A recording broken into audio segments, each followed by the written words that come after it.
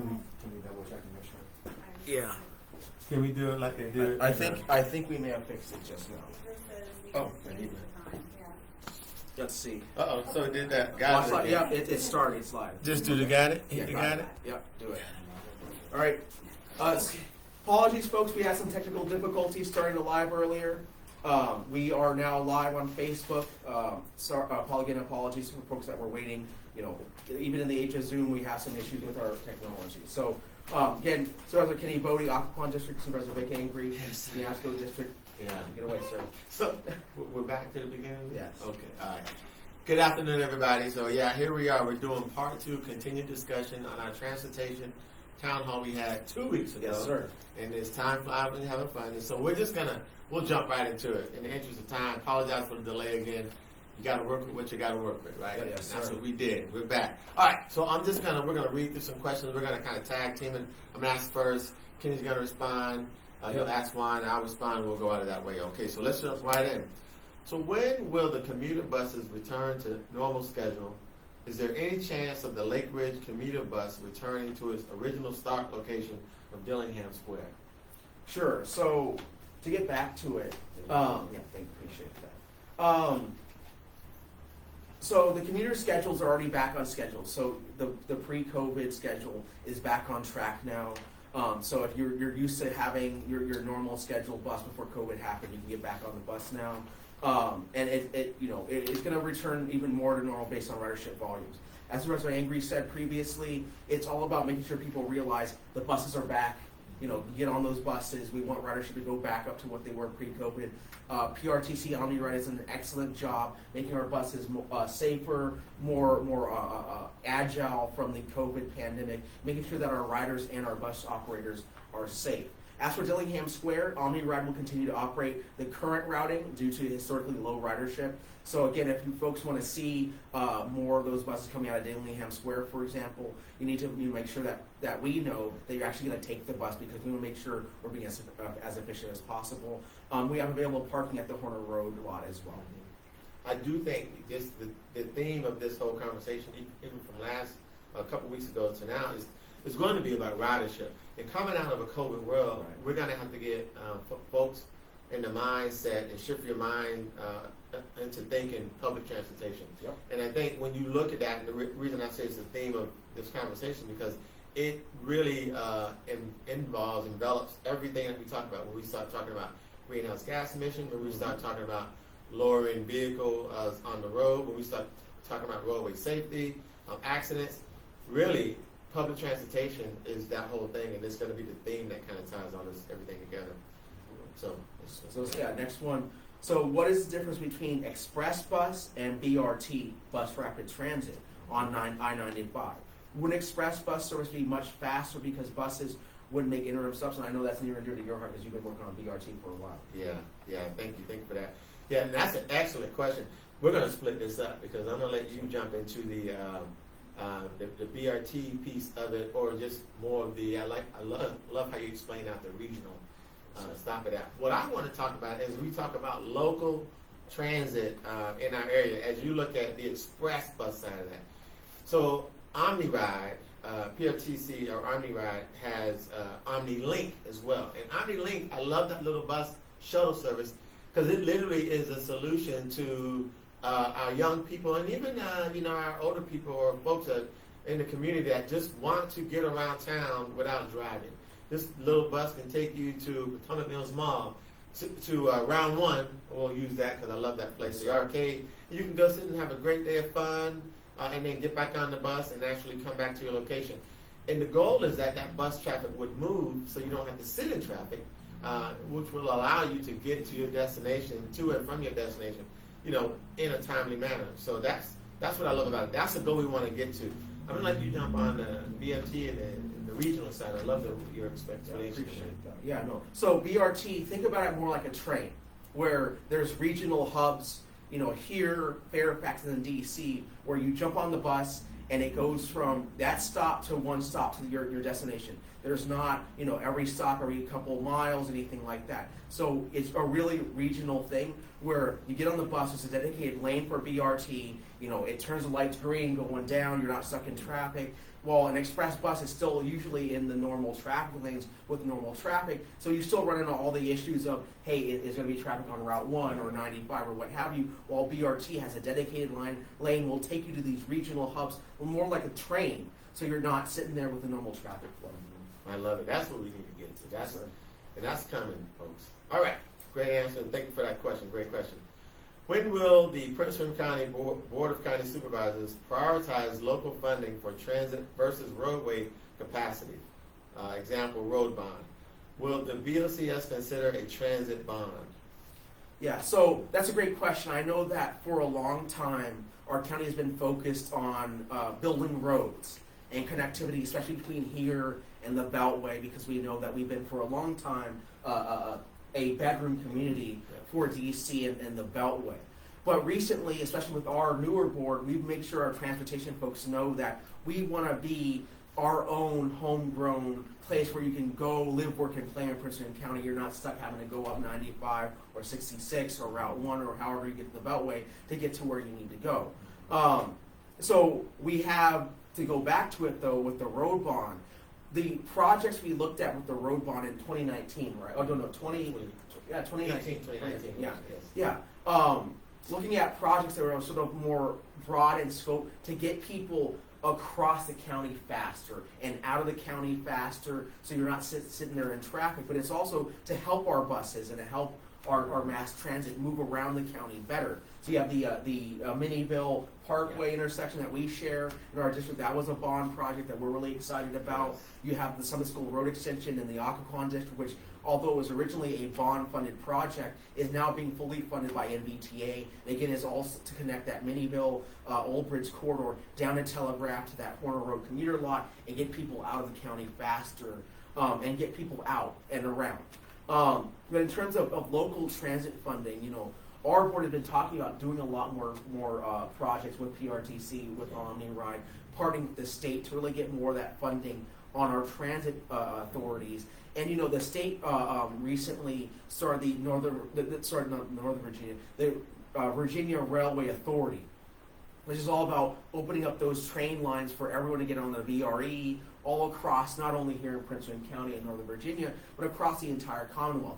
That between and the Long Bridge project in DC to really open up that bi-directional movement of VRE, and we're not stuck competing with the CRX and other folks that are the freight lanes. We're really trying to make those more local investments to get people out of their cars, bring those greenhouse gas emissions down, the vehicle miles traveled, and really onto mass transit.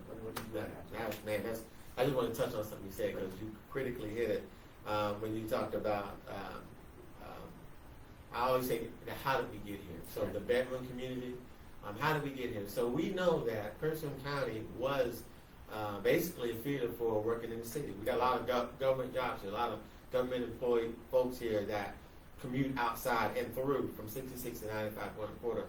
But we're bigger than that today. It's 2021. So knowing the story of where we came from to where we are today and the growth that needs to happen to ensure that we have the capability to live, work, and play in Prince William County, which basically becomes, people kind of cringe when you say a metropolitan. Yes, but, you know, we don't have to be that big. But I think the growth and infrastructure that we're talking about is in rapid transit or bus transit and commuter options versus, you know, car on the road, because we know the whole greenhouse gas emissions piece is a huge part of what we're talking here. And all those things tie together. They all work together, you know, to create the answer that we need to get to. So. Yeah, and the last thing I would add to that is the county right now, we're in the process of updating our land use, mobility, and housing chapters of our comprehensive plan. And that's really the roadmap, pun intended, that our folks look to in order to say, what are our priorities as a county? And so if you really want to see more local transit emphasis on our budgets, in our strategic thinking as a county, really make sure that, you know, during this process of updating our mobility chapter, that you make your voice heard, that you want to see more investment and more focus on local transit as opposed to just roadways and getting people out of the county in the morning and the afternoon. We could do this all, you know. Was that your question? Look, you just asked me. I think you asked that question, so I will ask you this next question. Okay. We get so caught up in conversation. So, would the county consider applying to NBTA, the Northern Virginia Transportation Authority, or other funding sources for standalone pedestrian and bicycle projects to create new access? I think we can both in unison say yes. I'm just going to talk Neabsco. I'm going to let you talk Occoquan because that is 100% true. You know, so to be clear, we do MBTA funding projects. Sometimes it's about the delay or the length of time before those projects will start because it's not just Prince William County. That's a big, giant pot of other counties and jurisdictions that are applying as well. So then we get prioritized. When it comes down to, as you were talking, pedestrian and bicycle projects, 100%, because although we would have to wait a while, let's say we got approved, we have to wait a while to get it, at least it's on the books. Right. And in the interim of that, something could happen that we have an opportunity to fund it ourselves. So it's just nice to have it there. Neabsco District, you know, the one thing that I always talk about is that pedestrian access and, you know, walkability piece. And so I'm big on pedestrian, cross bridges or walkways. And I just think those something that we really need to invest in. So MBTA can help us with funding. So we have one of those projects kind of in the works right now to look at. And I'll just stop there. We have that on the books, on the projects to look at. So right now, that's going through, hopefully, fingers crossed, if something we see.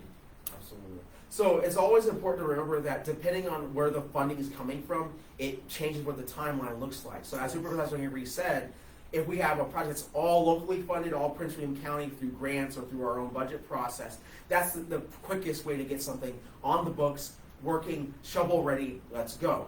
But as you go up the level, so state, NVTA is a regional body, the Northern Virginia Transportation Authority, that's going to take a little bit longer because it has to go through the NVTA processes. You're talking about regional money that gets pooled from us, Fairfax, Loudoun, all those folks. And then the highest of that after the state is federal. So whenever you federalize a project, Rick Canizales, our transportation department head, likes to say, then you're looking at a 6-year process no matter what it is, because you have to go apply for the funding, you have to go through the entire process, whether you have the Army Corps of Engineers and all these federal people come down, make sure all your I's are dotted and all your T's are crossed before you start that process. But when it comes to NVTA, which is sort of that middle of the road, we have been applying to those projects for years. As I said, one of the projects in the Occoquan District, the Summit School Road Extension, is funded fully through NVTA funds. We have a bunch of other projects throughout the county that are that way. But in terms of the TAP projects that we have, so that's the access projects we're talking about. The Prince William Parkway, so everyone knows that trying to get over Prince William Parkway, if you're riding your bike or walking, is close to impossible. You're caught playing Frogger, taking some stuff, weaving around. So one of the things we're looking at as a district is that crossover of the Parkway over 95 from my district to Supervisor Franklin's district, but also helps your district too because people go down the Parkway all the time. And also we're looking at, for the town of Occoquan, the Occoquan Greenway, and how we can have that Ellicott Street sidewalk built and that trail put up so we can connect that part of the town of Occoquan through the Greenway up to Tanyard Hill and through the rest of it. We're also looking at, for our district and also your district, those areas where we can have more pedestrian crossing, whether it's a pedestrian bridge, but also just more shared use paths and sidewalks, because we know that there's a lot of sidewalks in both of our districts that go to nowhere. Yeah. And we try to do both TAP, regional funds, but also when we're working with the development community, when they're trying to make applications to our districts, telling them that, we prioritize that pedestrian walkability. We don't want to see any more of these developments where they don't have sidewalk or shared use paths, because we know our folks like to walk and bike, not just get in their cars. Yeah. We could go there for days. I have a lot to say over the road. So you just read that one, didn't you? Yep, I did. All right, let's go. So what role do you see the government playing in incentivizing employers to continue offering remote work options that help to alleviate traffic demands? We love that question. I do. I love that question. Great question. Yeah. So I'll start off by saying leading by example. I know Supervisor Angry, you talk a lot about that tone comes from the top. Yeah. So to me, we shouldn't be in the business of telling our employers in the county, you all need to make sure you're incentivizing telework when we're not doing it ourselves, right? So we've been working with Chris Martino, our county executive, during COVID times, but even afterwards on hoteling. And what hoteling is that you either have modular space in your government buildings or in other parts of the county where it's not someone's set cubicle every day, but maybe 2-3 times a week. They come in, they can work any of the cubicles there. It's not just their cubicle. Then they move out, they leave. But those other 2-3 days of the week where they're not hoteling, they're at home. They're utilizing the network options, the broadband we have in the county to really push the ball forward there and do their work there. And why that's important is as we, as a county organization, continue to refine how we do our telework policy, we're then able to work with the business community and set up options, whether it's grants and things like that, for folks to really move the ball forward in their own businesses to do that. One of the things that we set up during COVID and the CARES Act money that we've already used and the American Rescue Plan Act money is working with our local businesses and putting in that infrastructure that they need, not only with their forward-facing brick and mortar stores to keep them safe and their customers safe, but also how we can really implement infrastructure and things behind the back room to make it so their employees are better able to telework and things like that. The last thing I'll say before I could go over to you is broadband.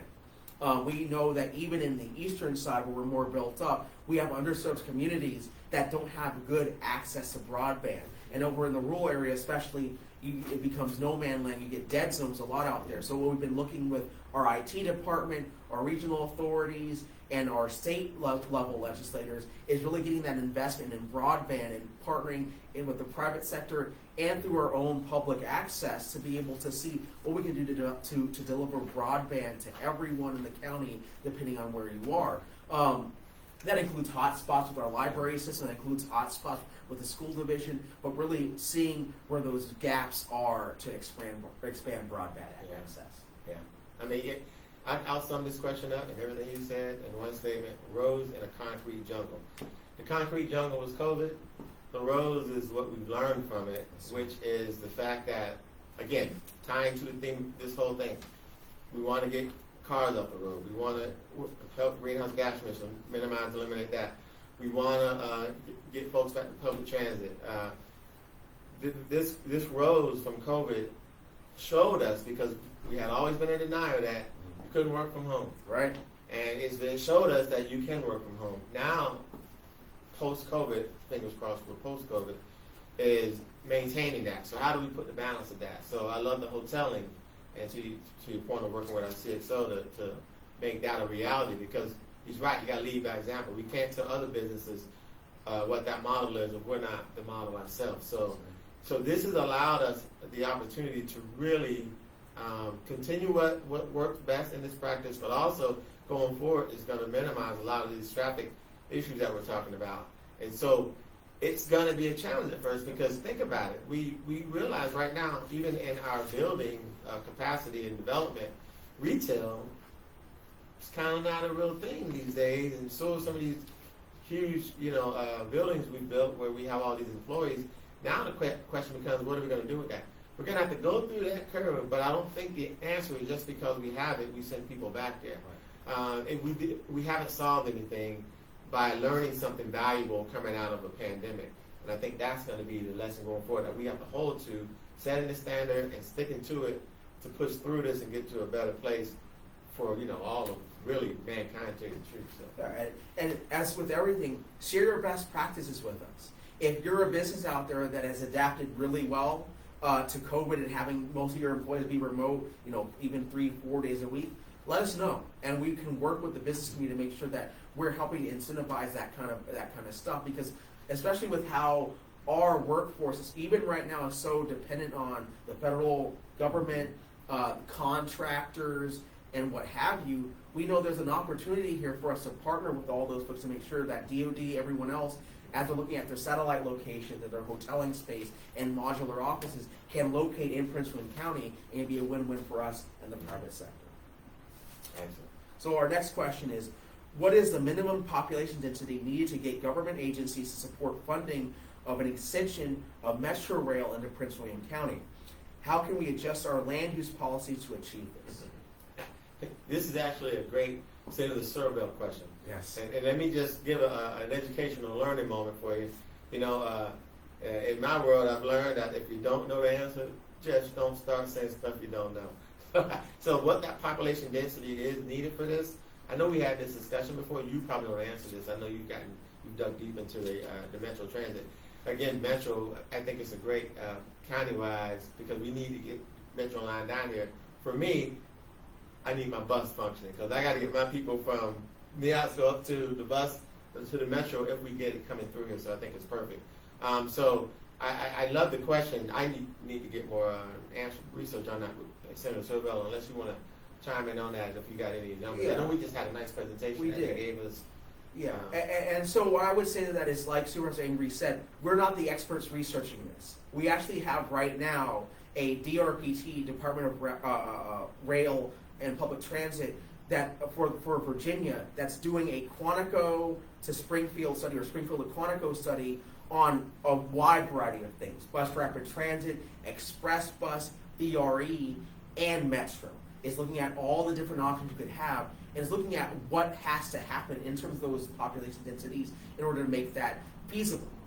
So it's looking at what's the density necessary to have bus rapid transit, what's the density necessary for us to really make BRE more robust, the express bus, but also, yes, for Metro, which is something, as Supervisor Henry said, is something that we're very interested in, because especially since we share the Potomac Mills area, to us, that's a perfect place and a perfect opportunity to have not only the Metro Rail go there, but really revitalize those neighborhoods around there and really create a more mixed-use town-centered concept where you have a more live, work, play, get people out of their cars and onto really good transit. And from an economic development standpoint, it's a win-win-win for everyone because we start investing in those homegrown businesses that we know grow up around those metro stations. It can really turn, to your point earlier about retail, into a much more revitalized, forward, modern-looking retail where you have people coming in from all over the region to come and patronize our local businesses. So what I would say is that DRPT Springfield Quantico study, you can go on to DRPT's website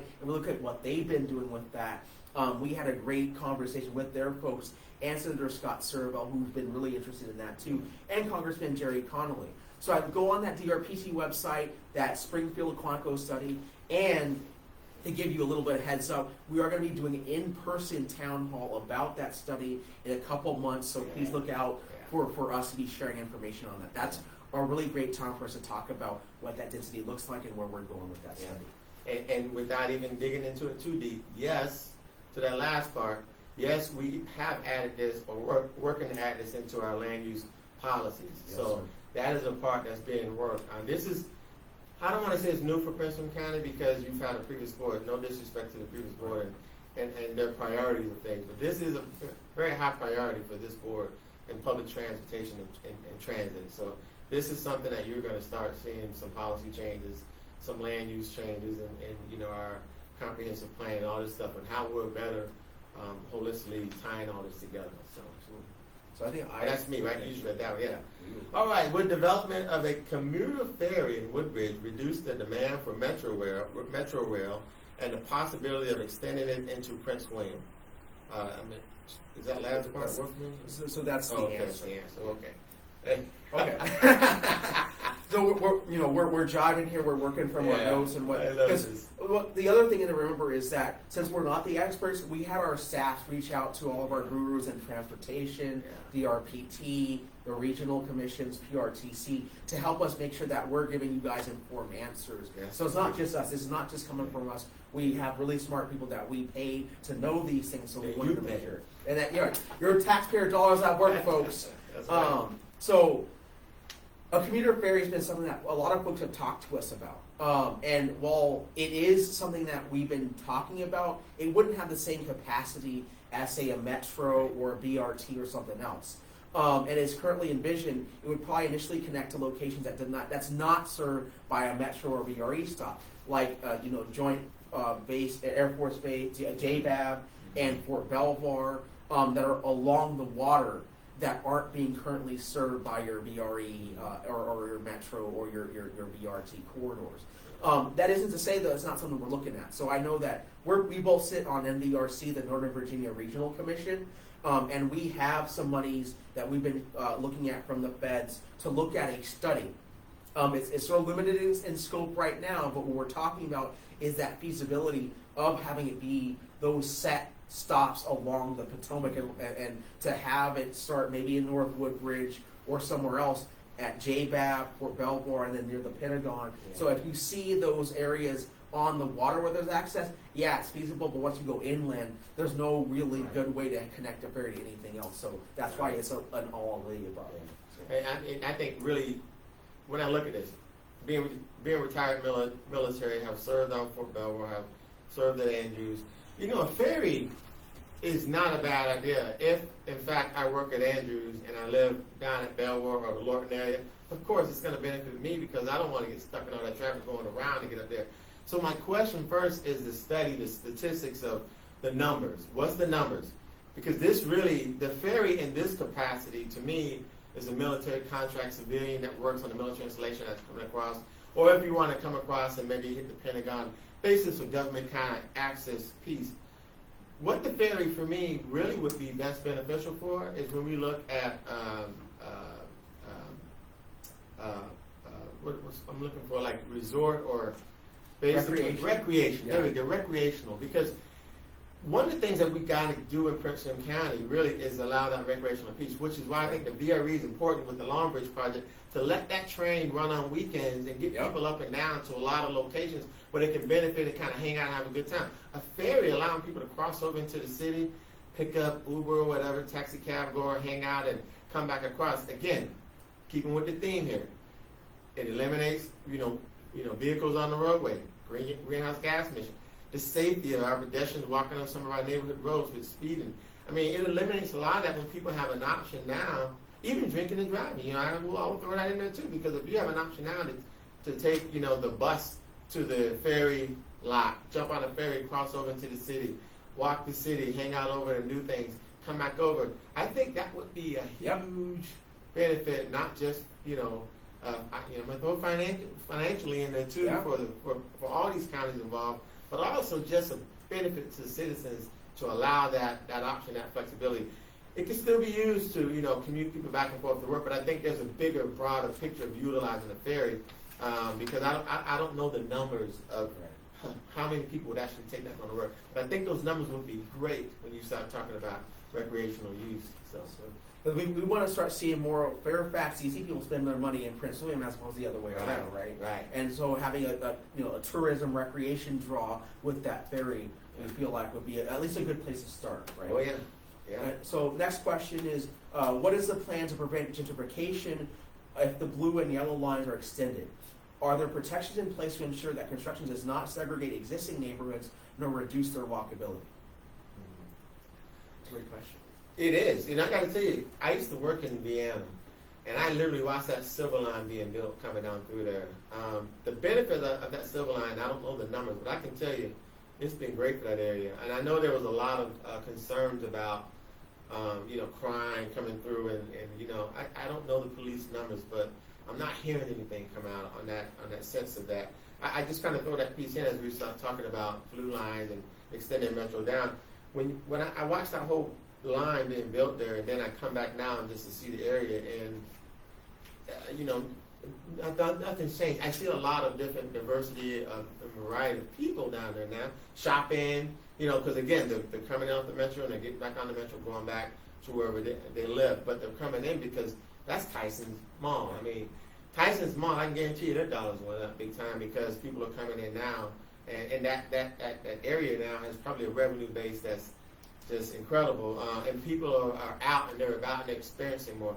And I think that quality of life we talked about and just the experience and the richness of culture is the thing I see from it. I think that's going to be something, that would be something great if we could do that in Prince William County. I think we've been, I've always used the term donut hole. Yeah. We've been donut hole here in Prince William County, so sheltered from keeping whether, transportation and other options out or coming in or us going out. And I think that would actually help be a benefit and a great plus. That's just Big Angry speaking, so there's no real data behind that. So Yeah, and what I would add to that is, and I appreciate that question a lot, because environmental justice and how infrastructure historically has not always been sensitive to minority and low-income communities, right? You have highway projects that would bisect communities. You have roadways that they don't, necessarily care where they're going.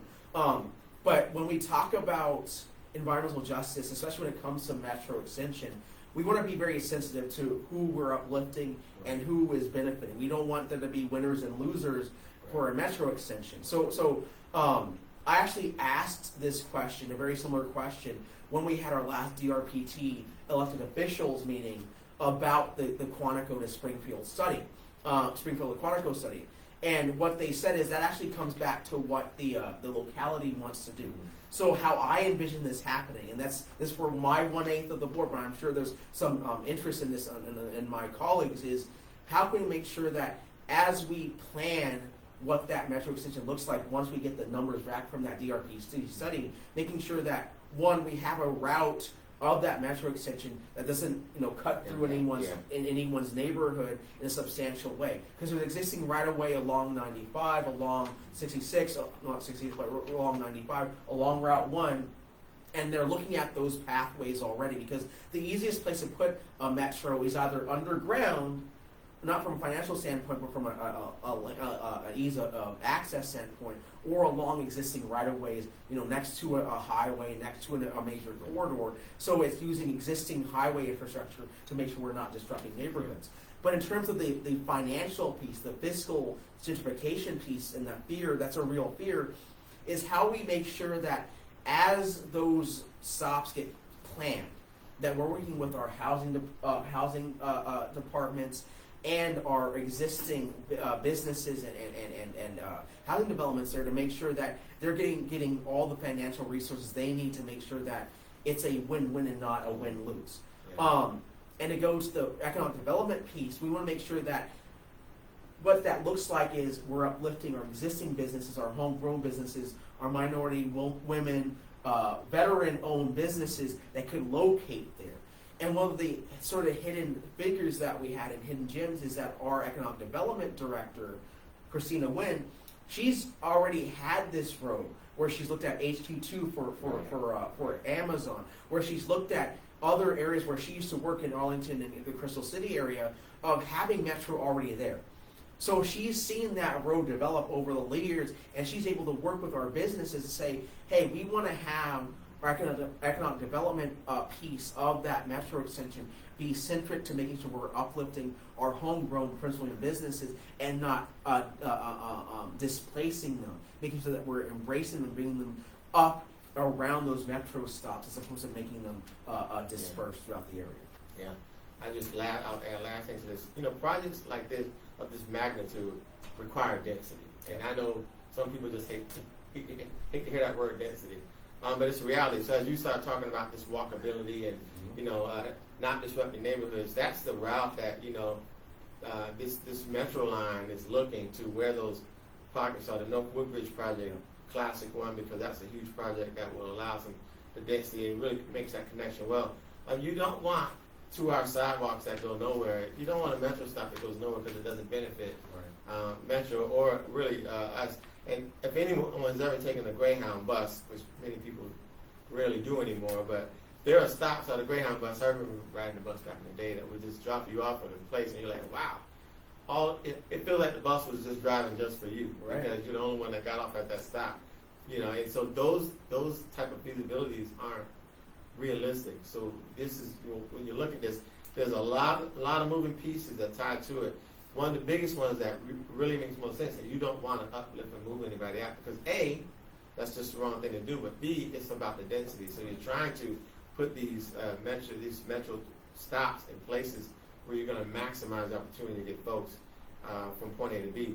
And that walkability thing is a big one, because you don't want necessarily your underserved communities having to find a way now to get to the metro stop. I have a lot of communities in the actual district, and I call them, they're tucked away, and they have to walk out even to the bus stop. So a lot of folks don't drive, for various reasons. But to have to walk out to a bus stop, imagine having to walk out to a metro stop, So, all right, that was Oh, was me, so you're up. Okay. Well, okay. How can we ensure equity is centered in transit planning decision, especially since co-located affordable housing, existing or new developments, and transit is not budget neutral? So I actually am going to take that question and do it in reverse order. Okay. Because it's this idea that co-locating affordable housing and transit is not budget neutral. From an initial investment standpoint, you might be right, depends on the specifics of whatever development you're doing. But let's talk about the long-term benefits of affordable housing, transit, and economic development. Because that's the other piece that we always have to think about. How these things help stimulate our local economy. If you're doing really smart growth planning, you're not just putting a bunch of houses or single-family homes next to a mass transit stop. You're putting in good missing middle housing and affordable housing around these areas because your most underserved communities are the ones that need access to that transit. But you're also putting good quality retail spaces and businesses alongside that, which stimulates a local economy because those folks can then patronize at a local business instead of having to wait to jump on that transit and get halfway up where they're going or get to their ultimate destination before they spend their money. So let's talk about from that lens. To me, that long-term revenue of those businesses is going to be a lot better for us in the long run than us having to always burden the residential real estate taxpayers with that tax base and that tax revenue, because we're still really in balance here as a Prince William County. We're at like a 12-13% commercial tax base, and we're making our residential taxpayers foot the rest of that bill that we need to pay for what we need to pay for. But once we start talking about these high-quality communities around transit and affordable housing, so we have folks that aren't priced out of these good areas that we're building, we're going to have that revenue of having that commercial tax base come in and really have folks that are able to help us foot the bill from a tax base standpoint. The last thing I'll say about equity, like we were just talking about with the metro extension, we want to make sure that our land use policies are done in tandem with the mobility part of this. We don't want to leave that part behind, leave no man behind, as my colleagues likes to say, and that no man behind is that housing and that land use piece where we're making sure that these bus rapid transit hubs and these metro corridors aren't just dominated by $1 million apartments and luxury condos. We want to make sure that anyone can locate there if they want to, and make sure that we're working with the development community to make sure that we have housing policies in place, whether that's a housing trust fund or that's credits, density bonuses, to make sure that we're doing the right density in the right areas, that when they put this housing in, it's not unattainable to those that need it most. Yeah. Let me just sum up that for you. Supervisor Boddye, you just described an excellent small area plan. Yes, sir. Yes, sir. All the ingredients that go there is exactly right there what you said. That's literally how it's done. So that's the focus. I love it. You said it all. Yeah. So I think I'm the next one. Yes, and I know that we're bunching up on time, but since we got started a little late, I think we can give the folks a chance to give us another 10 minutes or so. Man, I'm a good company. You got good water. Exactly. This is great. Yeah. So would Prince William commit to develop and adopt a strategic public transit plan to maximize use of public transportation? I mean, so I'm 1/8 of the board. Of course, you have my 1/8 of it. Yes, on this. This is something that we'll hopefully discuss. I don't even know if we've tossed this around yet. But yeah, I mean, I don't see. This is literally everything we're talking about. The purpose of our transit, transportation town halls, and just continued conversation. And as I said, this is our motion list. We got mood lighting now. It's fine. You should catch us on the line. Yeah, and so again, keep with the theme of what I've been saying is, it's all about minimizing greenhouse gas emissions. How do we get cars off the road? So a lot of that stuff ties right into this. So yeah. And I would say that we have existing plans and things that feed into that, right? Mm-hmm. We have the strategic plan, which we just went through the process of updating over the last 16 months or so. Where there we go. You moved up. You moved enough. We got the light back. I figured that. Where we did vigorous public input and community engagement sessions where We also had appointees from our citizenry of our districts to work on this plan over the last 16 months. And a big part of that is the mobility part of it. Getting people around, not only out to the Beltway and back in the afternoon, but also around the county and what transit looks like in that. So our strategic plan goes into that too as a county. And it's being updated 2021 to 2024. The second part of it is the mobility chapter of the comp plan that we've been talking about quite a bit during this session, where folks need to realize that our staff, our county employees, and even our regional authorities look back to that as their guidebook, their Bible, their roadmap on how we need to plan. So as we continue to talk about this mobility chapter, you need to make sure that what you put in there in that question, it's a great thing, is a strategic public transit plan. We need to make sure that public transit is a key piece of that mobility chapter and how we link up with PRTC, MBTA, PRTC, and the state and feds, and really making sure that those investments and those grants and everything that we're looking for goes back to public transit as opposed to just building roads and building more concrete.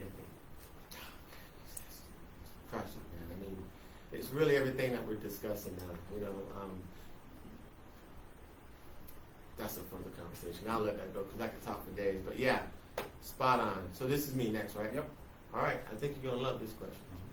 How would you sum up your priorities and vision for mobility in your district or the county as a whole? So again, I think I'm going to go in reverse order on that one and then go back to my district. As a whole, you've heard us talk about it a lot, so I'm not going to belabor it. But we're looking more about connecting communities, right? We have a lot of older communities, especially in our districts, where they're in far-flung cul-de-sacs and subdivisions where they would have to walk half a mile to get anywhere of substance. Or then they might as well just jump in their cars. Or even once they get to these major corridors, you know, Old Bridge, Minnieville, Parkway, Dale Boulevard. Once you think about it, they have to jump in their car to get anywhere of substance even when they get to these major corridors right now, by and large. Because again, we're really good at getting people out to the Beltway in the morning, get them back in the afternoon. But how do we really re-envision that to make sure that no matter where you come from, your walk of life, your income level, that you can have a lot of options. You can go and plug in your Google Maps or your Waze or what have you, and hey, I can jump on a bus on the corner of my street and get somewhere in a decent amount of time. How can I get a shuttle to a VRE or a Metro one day and then get to where I need to go in the county or out of the county, even on the weekends, even on off hours? Because one of the biggest barriers that we've seen is people taking public transit, even during the workday, is if they need to get back home because they have a sick kid or they have to take care of business and it was unplanned. They can't do that right now because we don't have that flexibility of, hey, I'm at work, I can jump on a train, jump on a bus, and get home in 25, 30 minutes. They can't, they're stuck. Or on the other side of things, if I want to stay at work and have happy hour with my staff and my employees and my coworkers, I can't because the last train is at 6 o'clock. Right. How do we make that flexibility whereby no matter what time you have to come back home or go up to work or telework, that you have that option, that no matter what your day looks like, you have that flexibility to do whatever you need. That's, to me, my vision. Yeah. And I'm sure you share some of that. So how that connects to my district?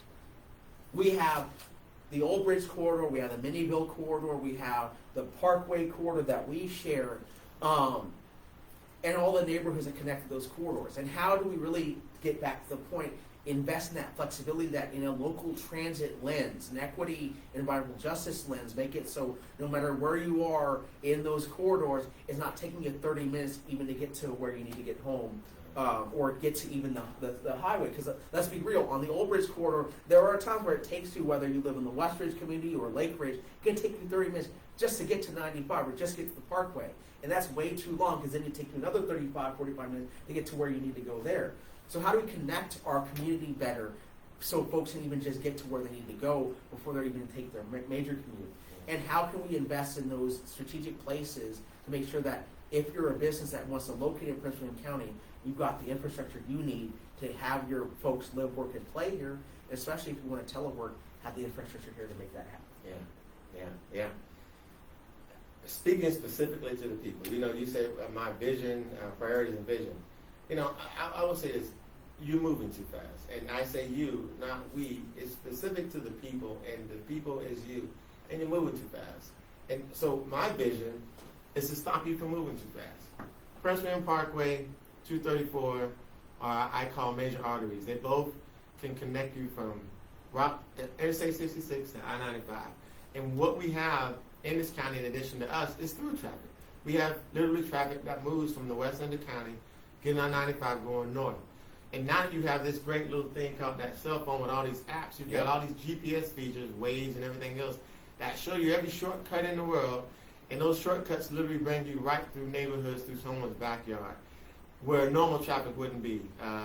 So my vision is to get traffic to flow through off the Parkway, to flow through up 234, and to minimize that cross traffic between Medieval Road, Smoketown Road. Those are my cross throughs. Yes, sir. And then my Dale Boulevard and Cardinal Drive and Benita Fitzgerald. Those are all neighborhood roads, regardless of how wide they are and what you see out there and how spread out the traffic lights are. Those are neighborhood roads. Citizens, pedestrians, children play and walk on those sidewalks.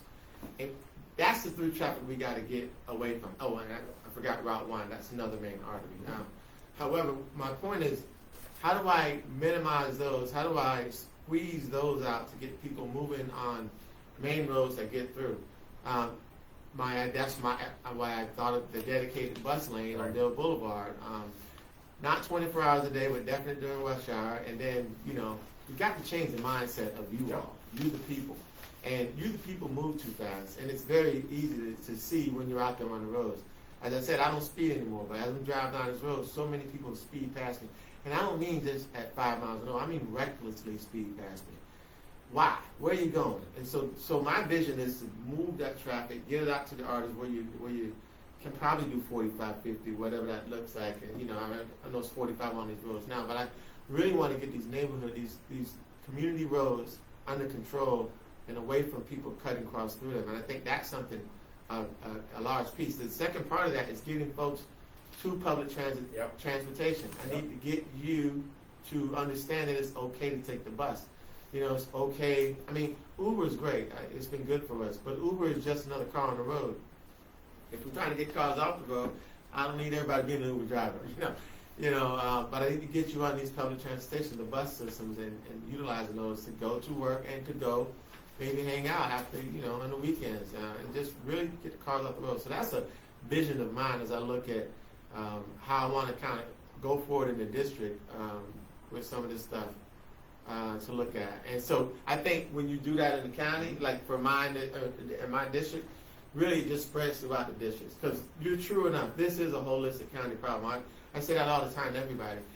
Solving whatever I want to solve in the Neabsco, or whatever we want to solve in Occoquan or Potomac or Woodbridge or Coles or Brentsville or Gainesville doesn't solve the whole problem, because we drive all around this entire county. And so just because you might not be able to get through one district doesn't mean you're not going to get through the next. And we don't want to keep pushing these problems down the road. We need to look at this thing as a bigger picture. But the key is you got to start somewhere. So if we're all doing our part, hopefully together we can solve this problem countywide. Yeah, and last things that I think that was all right, and because like Supervisor Angry just said, you're driving through the Occoquan part of Smoketown, then you cross over the Neabsco part of Smoketown. It's not like things stop just because our transit vision is different from his or something like that. So we have to solve these problems holistically and as corridors, not just my part of my county and whatever your part of the county. And the last thing I would say in terms of Uber and Lyft is we've been looking at that, to Supervisor Angry's point, as first mile, last mile stuff instead of, hey, that's my entire trip. Yeah. How can an Uber or Lyft driver van pool and collect people from my neighborhood that we all know we're going to a transit hub, take us to that transit hub, and not have the Uber driver then take us all the way to the Pentagon or all the way to somewhere else? Because that's where we need to be able to partner with them to get us as transit hubs as opposed to out. And incentive-wise, what a great incentive for businesses to incentivize to pay for your employees to do that first mile, last mile, to get on that public transportation to get to work. I know the military did that well. I would get a smart card to ride the bus to to the Pentagon, and they paid for that. Or the Metro, was the Metro Park, because it worked with Omni Ride as well. But those were some great incentive programs to do that. Now, I love these last few questions. I'm just skipping this because you already answered. I'm going to read it. I know you read that. But you already answered this, and I'll let you sum it up real quick. Would Metro to Woodbridge be below or above ground? So again, I think that some of that has to go with what that DRPT study we're talking about. Some of it could be above ground. We know in certain segments of the existing metro infrastructure, especially your Silver Line and other parts, a lot of it's above ground, especially when it's along a major traffic corridor like 66 or something like that, or Route 28. And we know some of the parts in Maryland too. So if it's not disrupting anyone's neighborhood, I think it makes sense to have it above ground, brings down that cost, has an existing right-of-way infrastructure to go along. But when we start getting into our actual neighborhoods, I think we can both say that we prefer to go below ground because we don't want to disrupt people. We don't want it to be onerous and displace neighborhoods and bisect people and have some of those environmental justice concerns that we talked about. But once you get back to where the station's going to be, we like to have those station exits be in different places because one, we want to make sure there's access there. So like Supervisor Angry's point, where you're not having to walk miles and miles to get that metro stop. But most importantly to me is, especially in the Potomac Mills area that we share, you have a lot of businesses and shopping centers that could benefit from having it pop out. You have that pop out metro station right next to those businesses. People can come out, have dinner, patronize those businesses, and go back right down in that metro and then leave. Take out. Yeah, that's it. No, you got it. Yeah. And so the last one, with an empty VRE yard in DC, does it make more sense to complete the 4-track segment to Woodbridge and eliminate freight interference and run all-day VRE service instead of extending Metro?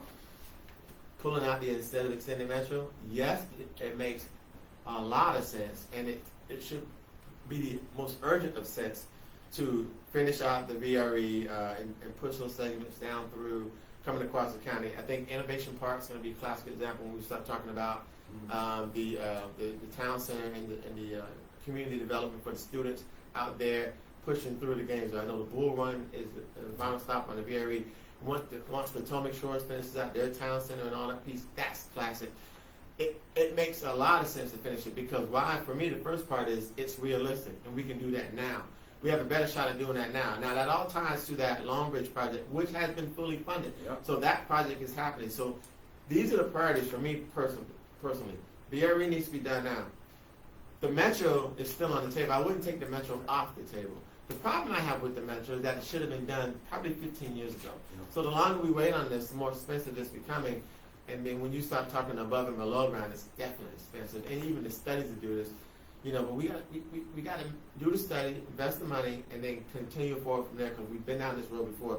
We can't be wasting money just doing these things and then go nowhere with it. So I think the Metro is still a very important piece to Princeton County, and we need that. But I think the low-hanging fruit, if you will, which is still not going to happen tomorrow, but at least we have everything in place to finish out. That VRE, personally for me, needs to run both ways, and it needs to run more. And if it had its own dedicated track, and it does have a yard in Virginia, in DC now that we can park trains. We got a little area down here at the Bull Run stop, store trains. But that whole line is a super priority because that is a piece of our transit that we can actually finish now. Metro still needs to happen though. I don't want to take that off the table. It's just we need to get that going sooner than later, and that's going to be a down the road project. And to sum that up. Yeah. I would say we need a short-term, medium-term, and long-term solution to this transit traffic issue that we've been talking about. In the short term, we've been talking about already. BRT, express buses, looking at our existing PRTC, OmniRide, OmniLink connections to make sure that with what we have today, we're connecting as many people as possible to where they need to go. Medium term, VRE, absolutely. We have the Long Bridge project that Supervisor Angry already talked about. We have a lot of these investments that we have. We have bills coming down from Richmond, such as Danica Rome's, to look at studies of what other regions and other countries do to really move their rail forward. Because you have countries like Japan and in Europe and stuff like that, where they have trains that go 3-5 times faster than ours, and they're safer than ours. Why does that happen? They cost less too to create. So why is that the case, and how can we take those best practices and make our rail line a leader as opposed to a follower? That's medium term. And then that metro piece, like I said, I would not take that off the table either, because VRE has a set path that it goes down Yeah. on the existing railway, whether it's the 66 corridor or it's the 95 Route 1 corridor.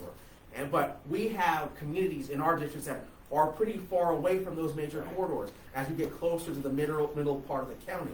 It's not easy for some of our folks, especially in the Dale Boulevard corridor in his district, or the Old Bridge Parkway corridor that we both share, to get easily to that VRE.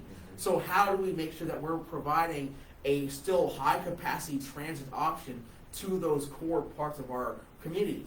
The metro is that piece, and that's how we get not only our people out and back and forth, but also how we get more investment from outside in and bring that money and those dollars back to Prince William County. It's that equity piece. Yes, sir. Yeah. So that's the last question. There it is, man. We probably got 10, 15, 20 more that came in, but we owe them. We owe the people this. Yeah. We got it done. I like this.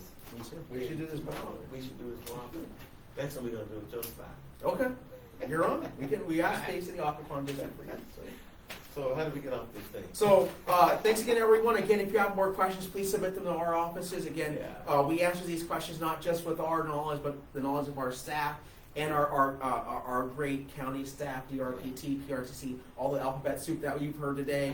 We have experts that get paid to do this stuff and really look at this as a long-term vision of how we can finally tackle this traffic crisis in the region. So I do want to thank all of you for your time that tuned in, and I really want to thank staff, county staff, for doing this. I'm going to say one thing. You'll hear me say it all the time. We got to be proactive and not reactive, and I think we're getting on a proactive approach to a lot of our public transportation. I say that because, county staff and really our transportation department has a large responsibility in this, and they do great work, and so I want to thank them for that. And that's why proactive is so important to me, because we can get ahead of this stuff. Again, I feel we should have been here at least 15 years ago, but we're here now. So it doesn't matter how we got here, we're here, and where do we go from here? So we're going to move forward. And I want to thank Supervisor Boddye and his staff, as well as my staff, for putting this together, working this all out. I do want to do this more often than a little bit. I think this is great. We have this Facebook Live. We have an opportunity to have conversations, talk about some stuff. Maybe we can even poll the audience and find out some topics they want us to talk about. Who knows, they might even want to know about, how far do we run, what do we do on our off time, that Exactly. cool stuff. What our favorite beaches are. Come on. I know we both live in Florida, so there's a big list there. Go there, yes. So, but anyway, so I thank you. Appreciate you. Yeah. Now, I don't know how we get off. Yeah, this no, thing. I'll go ahead and just end the live. There you go. Okay.